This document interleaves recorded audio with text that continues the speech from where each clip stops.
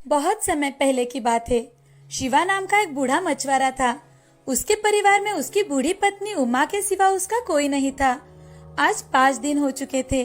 उमा बुखार से तप रही थी और शिवा के पास इतना पैसा भी नहीं था कि वो उसका इलाज करवा सके। वह दूसरे दिन जल्दी उठकर उमा के पास गया।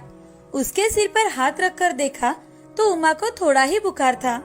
इसीलिए शिवा ने अपना जाल और बाल्टी उठाई और नदी पर मछली पकड़ने के लिए चला गया। नदी पर जाते ही शिवा ने नदी में जाल डाल दिया और मछली फंसने का इंतजार करने लगा। वहाँ शिवा का पड़ोसी रंगा भी मछली पकड़ने के लिए नदी पर आया था। वो नदी के बीचों बीच नाव में चढ़कर जाल डाल रहा था। तभी रंगा को शिवा नदी के किनारे खड़ा दिखाई दिया तो रंगा शिवा से, अरे बाबा, नदी के किनारे खड़े रहकर तो मछली नहीं मिलेगी तुम्हें।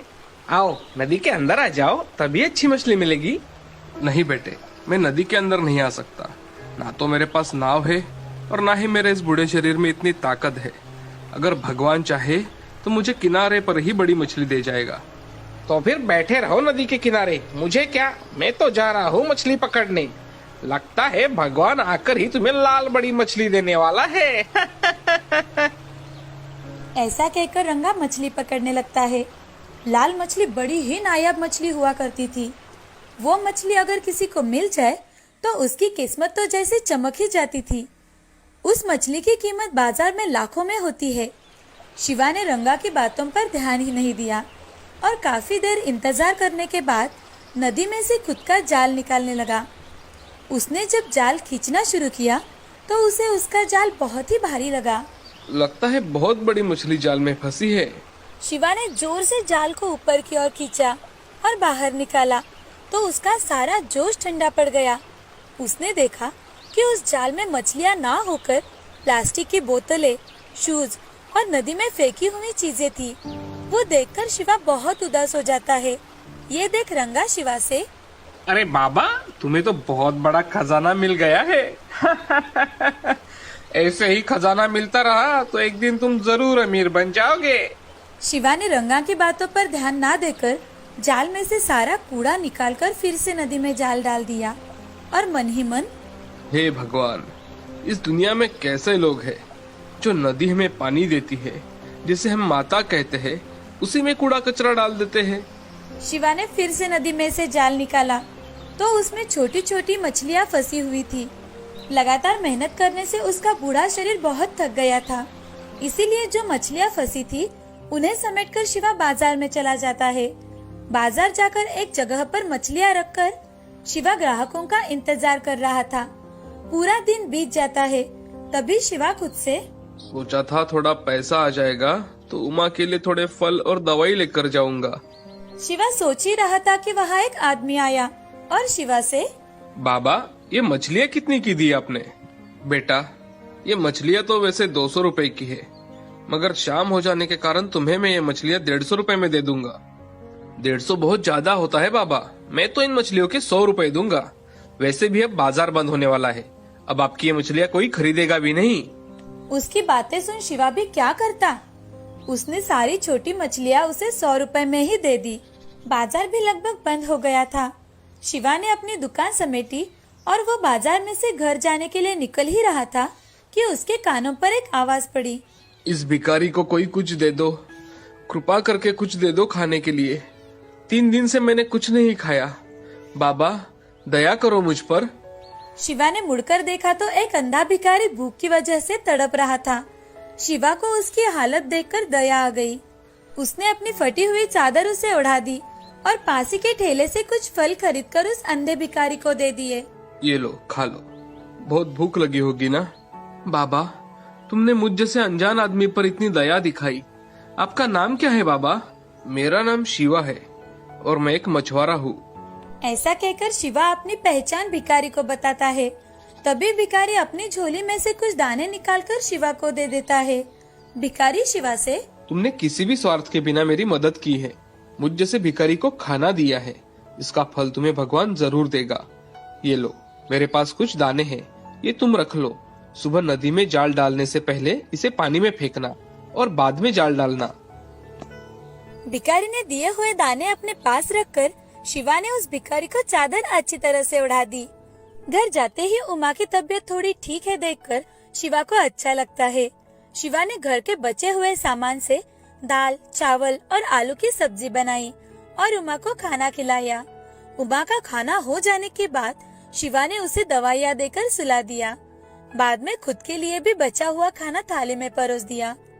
वो खाना खाने के लिए बैठ ही रहा था, तभी उसका प्यारा कुत्ता मोती वहाँ आ जाता है।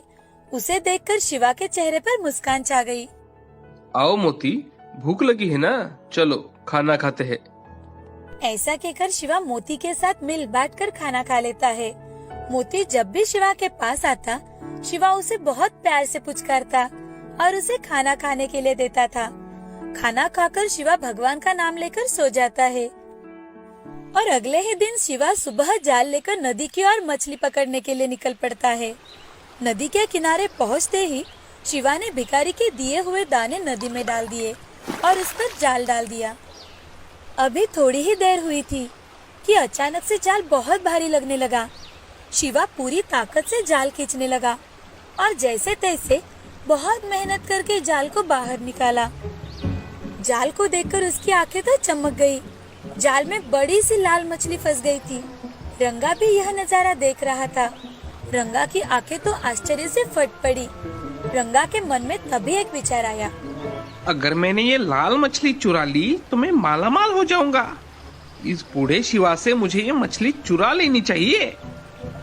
ऐसा कहकर रंगा शिवा के पास चला जाता है।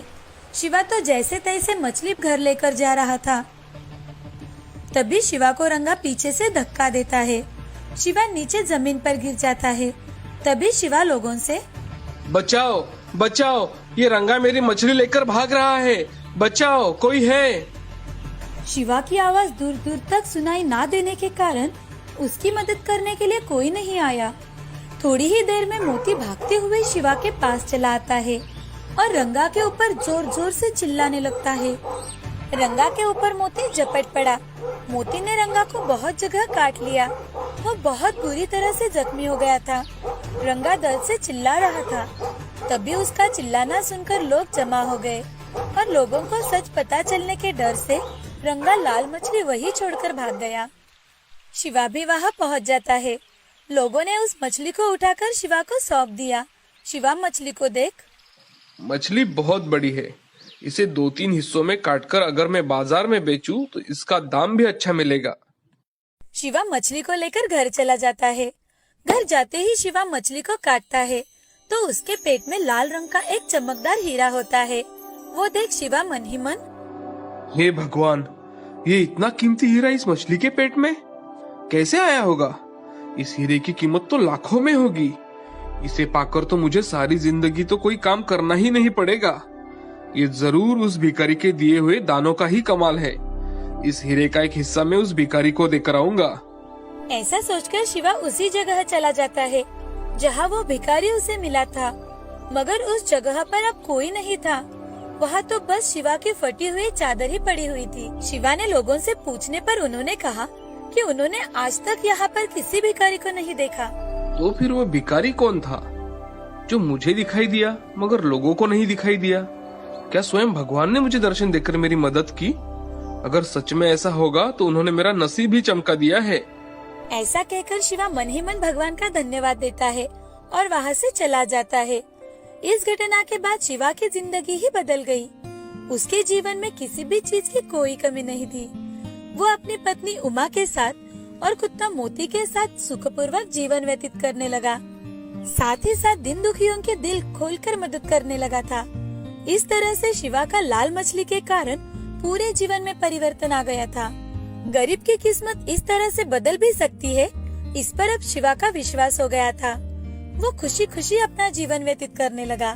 इस कहानी से हमें ये सीख मिलती है कि हमेशा मेहनत करके अपना काम पूरी श्रद्धा और लगन के साथ करना चाहिए। अगर हमने हमारा काम अच्छी तरह से किया तो हमारी मेहनत का फल हमें अवश्य मिलता है।